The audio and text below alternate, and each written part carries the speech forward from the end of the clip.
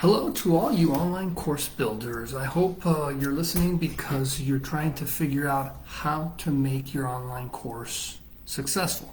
Now, one thing I see way too often, my team and I build a bunch of these online courses all the time. We do it for small business owners of all types, covering all sorts of topics. And way too many times we see people spend a lot of time on the technology and not on the selling. And I'm just going to repeat that. They spend a lot of time getting the website working. They're using tools like LearnDash or something else. They're focused on that. They get the tech part done right, or they hire someone to do that. And then they put up a course that just doesn't sell. The number one most important thing that you have to do when you're building your online course is figure out what your ideal customer wants, how much they'll pay for it, and then get over to the technology. So let me go over this a little bit.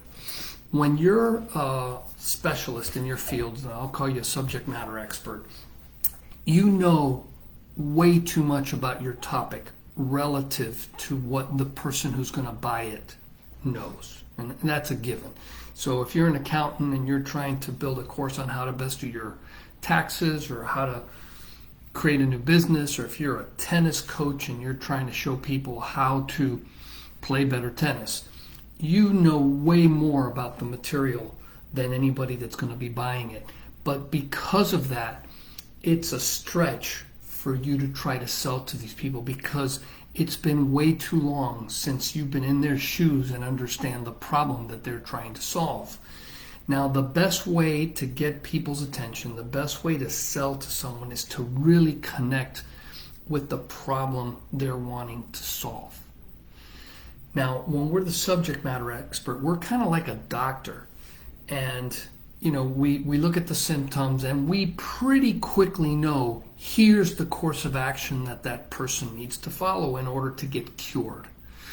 The problem is that we're thinking about the thing they need to do after they buy and not the problem that they're trying to solve that led up to them looking for someone like you.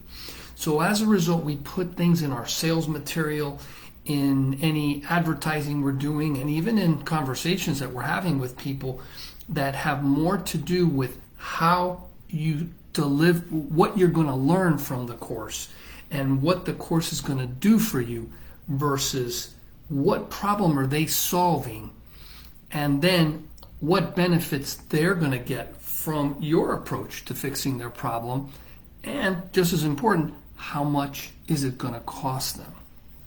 Now, what we found is if you talk to people, and people are more than happy to speak with you, about things, assuming that they're convinced you're not going to try to sell them or anything, they will tell you this very clearly. If you ask them questions surrounding the problem they're trying to solve, their biggest concerns, their biggest challenges relative to your subject matter, they'll tell you, my biggest challenge, my biggest concern, my biggest fear and frustration is this. And that's what you sell into. In the best of circumstances, what you're going to run into is someone that's laying awake at night. They can't sleep because of something they have to deal with.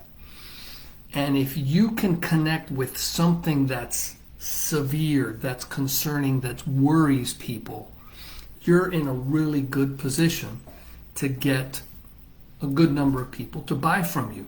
The thing is that you have to stop thinking like a doctor that's got a cure, because people don't shop for cures. People shop for a way to get relieved of their pain, their suffering, their, whatever their malady, whatever their illness is. So I've got a problem. It's keeping me up at night. What are you going to do for me relative to my problem, not relative to what you're going to do after you sell me or after you put me into your course? And one thing that we really have to focus on to make this work is you may have to sell into what people want and not necessarily what you know they need. They're not necessarily buying what they need, they're buying what they want. And I'm definitely not advising you to do a bait and switch, one or another, but you have to sell them what they're wanting.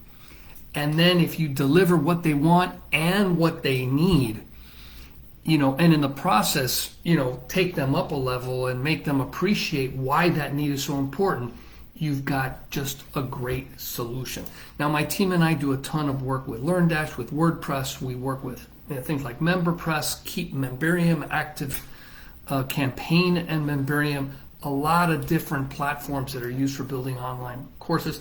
And absolutely, we can help you with the technology, but working the sales process, and we have solutions for that as well, is so much more important. So make sure you focus on the selling, because the building of the course, both with content, with your subject matter, and with the technology, will take care of itself. But focus first on the selling.